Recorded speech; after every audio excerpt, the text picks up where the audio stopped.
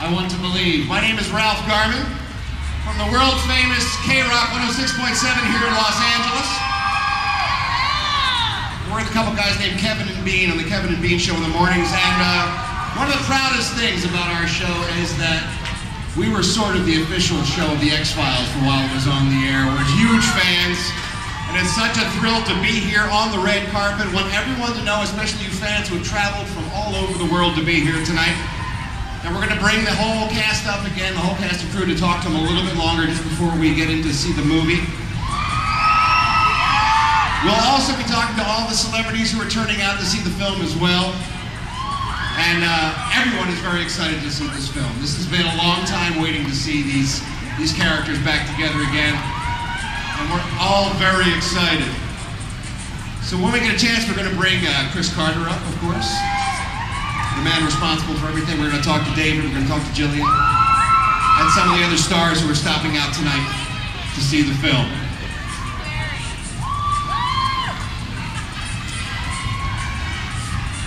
Did someone grab that map, by the way? That was pretty cool, that map of the world. Did they grab that? We'll make sure the guys get a hold of that, because that's pretty cool. We want to thank you so much for turning out tonight.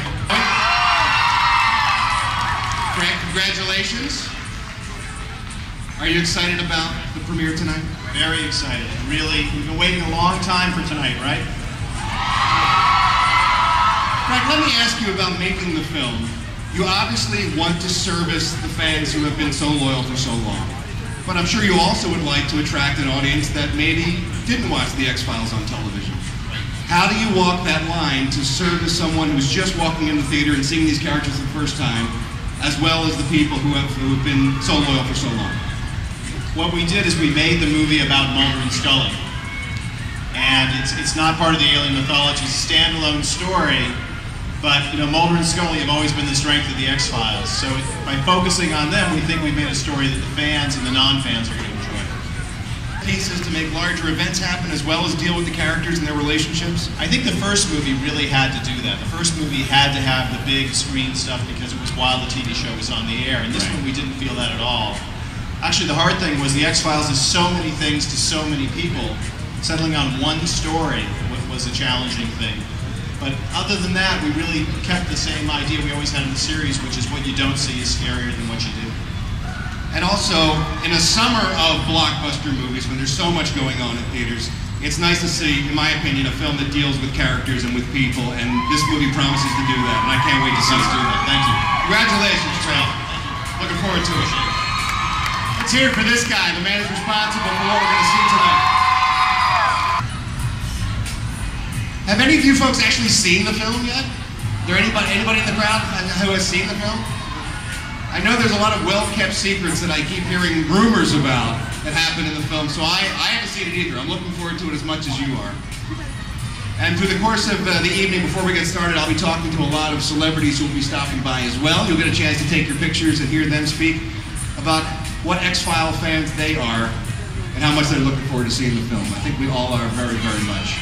The key is what you have to do is just go over and over and over again, so that it'll make so much damn money they won't be able to resist making another one for us. I think that's the key.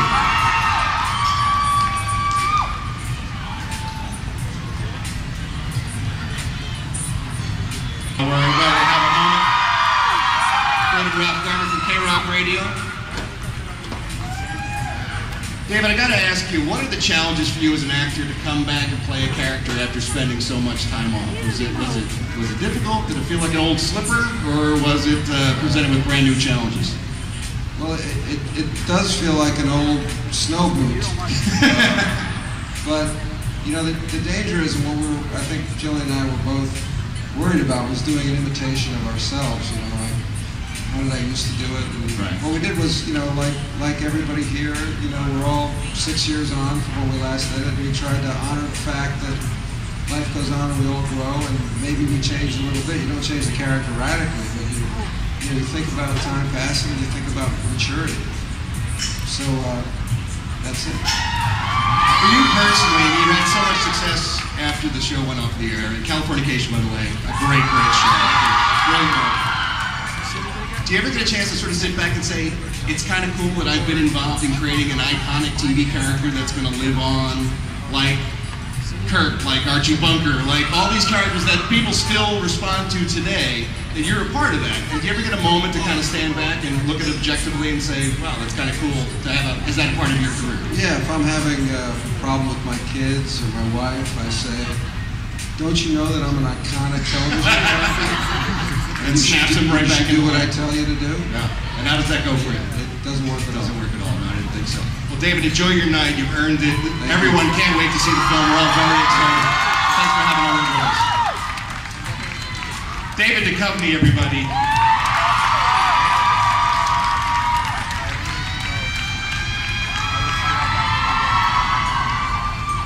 Not to plug my radio show, but David will be phoning in on Friday to have a little conversation with us about the film, so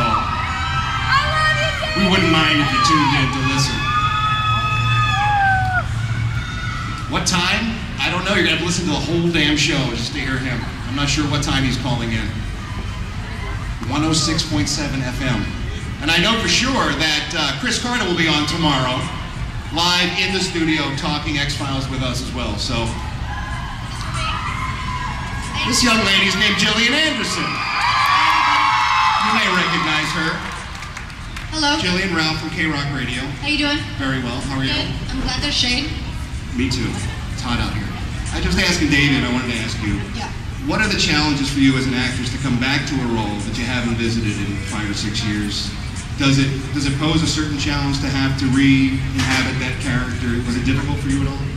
It was. I think I've spoken about this so much that you guys may be kind of tired of hearing it, but Yeah, they're tired of hearing from you. Yeah, that's the problem. You know, I think part of it was that I've spent such a long time trying to just kind of get her out of my brain in order to be able to focus on doing different things, so that whenever a Scullyism would come up while I was doing something else, there was part of my brain that went, stop it, you know, do something different. But now, and then trying to recall that again in order to bring her back to life, I found a lot more challenging than I'd anticipated. I got quite complacent about it.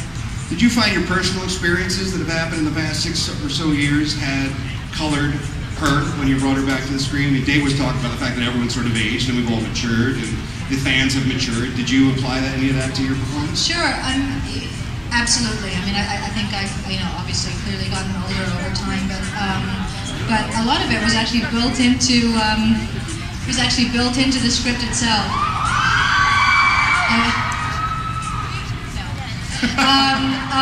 That it was actually it was built into the script. You know, the weight of the years that have passed is very much present, and it's present in the film that you'll see as well. And I think it's as strong as another character. I also, when I was talking to David earlier, I said, you've done so much great work since the X-Files. I mean, Bleak House, I wouldn't miss it. I mean, it was amazing work. Thank you. But do you ever get a chance, I know you're busy, you know, negotiating your career and dealing with all that stuff. Do you ever get a chance to sit back and say, it's kind of cool that I have created a character that will live on with the fans forever and ever, an iconic TV character that you had a hand in you know, bringing to life? That's kind of cool, right? Absolutely. I mean, I've been aware for a long time of how appreciative I should be and how grateful I am to have had the opportunity, and not least of which to be able to play somebody that you actually like being with or like being on a day-to-day basis for so many years. You know, that doesn't happen very often, and it was a huge pleasure to spend that time in her shoes, and also to be a part of something that was as iconic and influential as this series was.